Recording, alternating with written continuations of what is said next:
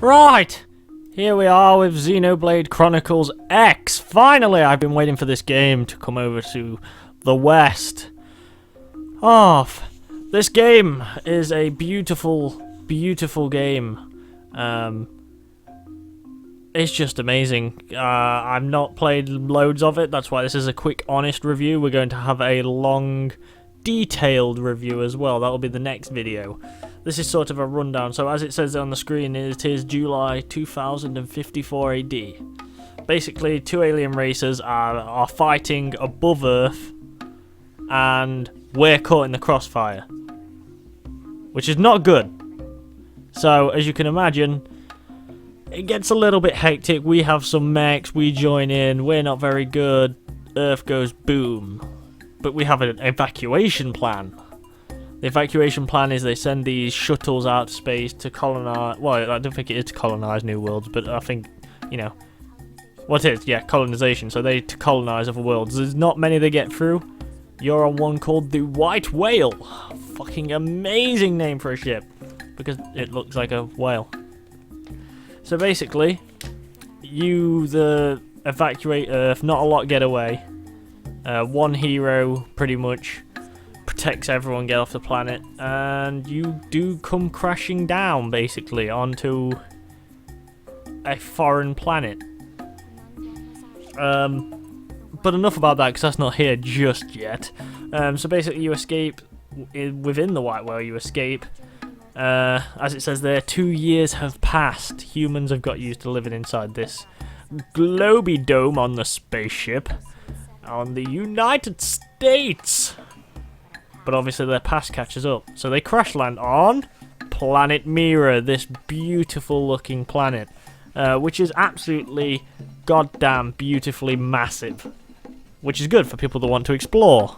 Sorry if I'm getting quite quiet, I'm not that close to my mic. Let's get a bit closer. So, as you can see, the planet is huge, and so are the people / creatures that live on it. That thing's a beast. Look at it go. So yes, basically you crash land on Planet Mira. It's just a bit of a rundown on the story. It's not the whole story. We'll leave that for the detailed one, the spoiler one.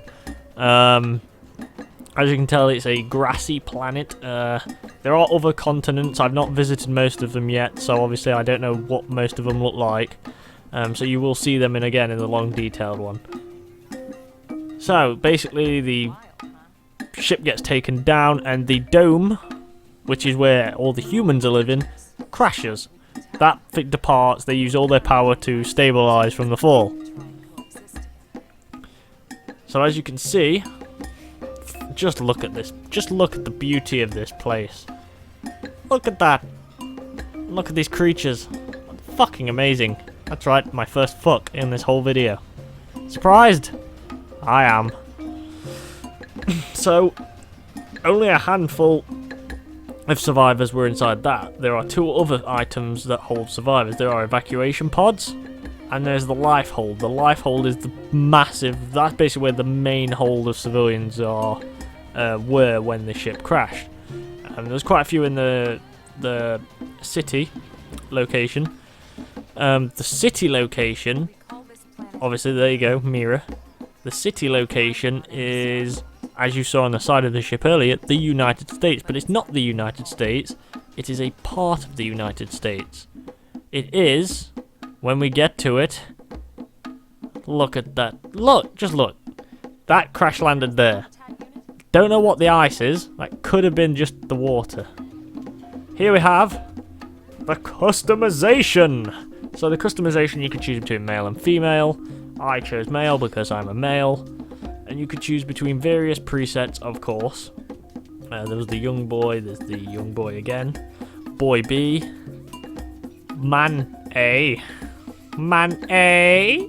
An old man. I, of course, as the younger gentleman in the room, went with young man.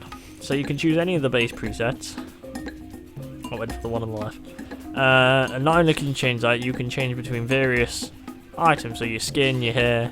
So such as you can see, I can change the colour, I can add freckles if I want. I don't add freckles because I don't have the, well, I do, slightly. Maybe not. change the cheeks, you've got your scars. I always have a scar in every game I can on my right eye. Or my left eye, usually my right eye though. I mean, you've got to, it just looks amazing. No moles, because I don't have moles on my face. Okay, get it. So the customization is actually really good. I've not looked at females on it again. There's only one save with it being on the Wii U. Not with it being on the Wii U, but there's only one save. So my character is my character. If I choose another character, I lose this one. And I don't want to do that. I have already done that once. It was not fun. So you've got plenty of hairstyles. Those hairstyles aren't the only ones. Depending on which base preset you choose, there's different hairstyles. So if you chose the man A, he would have different hairstyles to these.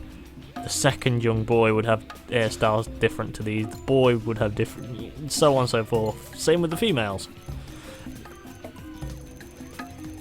And then there you go, you can choose between roots and tips, colour at the same time, and then you can do them separately afterwards as well. There you go, roots, and there's tips. I did mine at the same time because I just wanted my one colour. Pupils actually look really fucking cool. Not the one at the top left, middle left, looks very robot-y, which I like. It's good. I chose the lizard-looking one because what the hell, I am a lizard, slightly, maybe. And again, same with that, you can choose both your pupil colour and the colour around. I went red because red, that's my nickname. I didn't even bother with makeup, but you can also choose your voices and then sample the voices. I go with Rebel, which is Keith Silverstein, or Steen. Steinstein. Steen. But it's not only your character you can customise.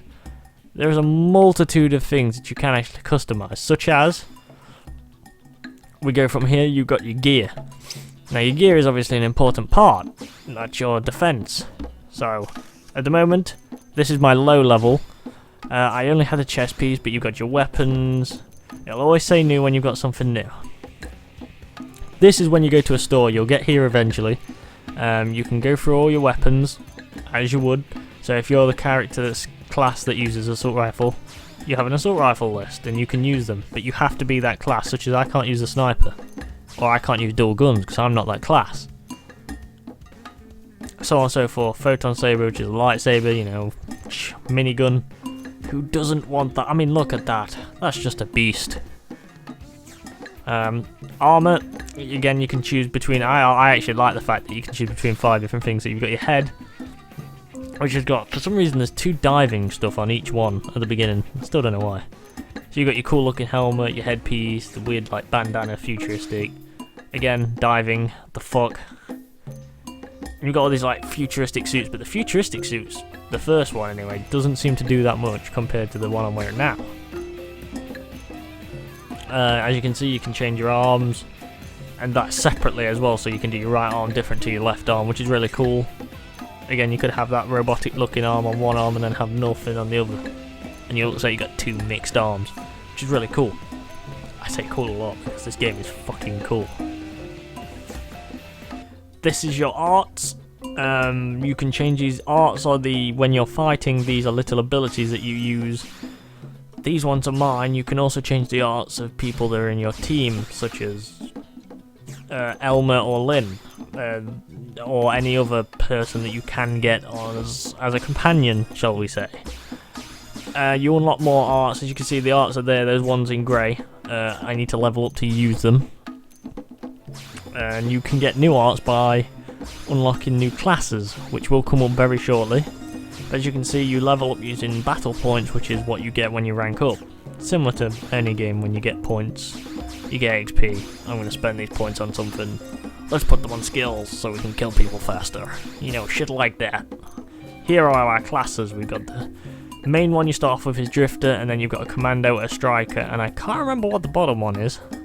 But they all split off into 4 different ones as well. Well, 2 different ones, and each 2 has a better version of itself. And they give you new art. Each one gives you a different art. I mean, it's an enforcer. Each one gives you new art, and each one does that. Movement and combat.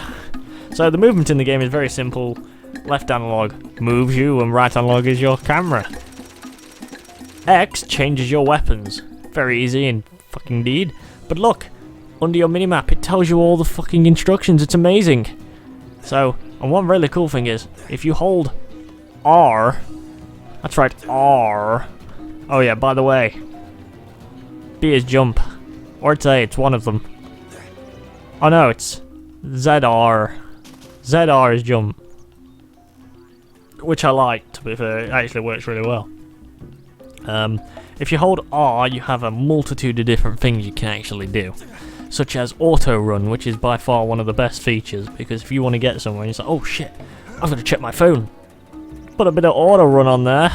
But as you can see, we've not just got auto run, you can toggle your minimap, which is to pull your mini back forwards, and push it backwards, that type style. And we had a thing on there called aerial cam. I will be showing off aerial cam in just a second whenever I actually do it, because obviously my voice is being recorded as I'm watching it. So I'm having to calculate what I'm doing. There's the minimap going back and forth. So now I assume I show off the aerial cam. Show it off. Good boy. See, aerial cam doesn't have any features that would help you as such, apart from the fact is it can show you over places you can't see. So if you've got a rock in your way, I'm gonna aerial cam over that rock. Hey, I can see all of you down there. I know not to go that way now. It's actually very good. And it's a good way to get like a camera view on your environment if you're trying to record something. I don't know anyone that does that, but could be me. Could be you. Could be him or her. But damn fine, United States. You're looking fine. So as you can see, the movement's very easy in the game. It is very easy. That is a salvageable. We will be doing that in a detailed one again. So again, the movement's great. It works well, and there's no stamina, so you don't run out. You can run as much as you want. Another thing I like it sometimes when you lose stamina, but you know, I kind of want. You know what I mean? You kind of want that unlimited sprint. Sometimes you like it because it's like, oh, this is realistic, but sometimes you just want that sprint. So we've got some combat here. This is a tyrant. I can't remember the name of the creature, but a tyrant is something that you find these in the wild and they're normal. But this one is a tyrant.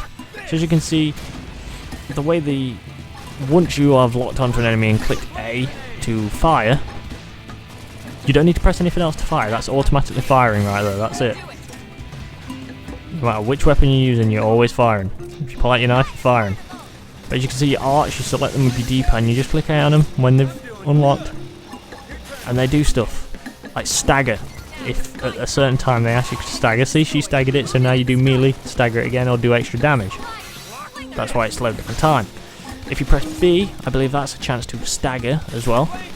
And the green thing going around the arts is how powerful that art will be, or how effective it will be when used. Which is also a good thing to know. This is a higher level creature. You've got to be wary. Your health and everything is in the top left, which is good. You can always keep an eye. That shield, you can apply shields. There's your B. See? I give it a chance to stagger then because I pressed the B just at the right time.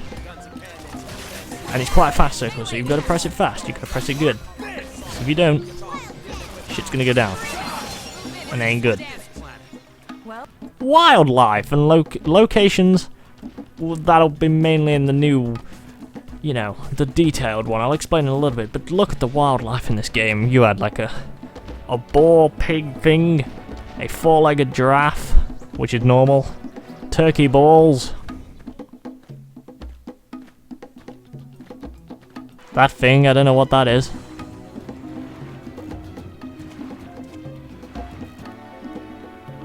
Basically, it's just full of wildlife. Teeming. These are only low-level ones as well. There are higher-level ones.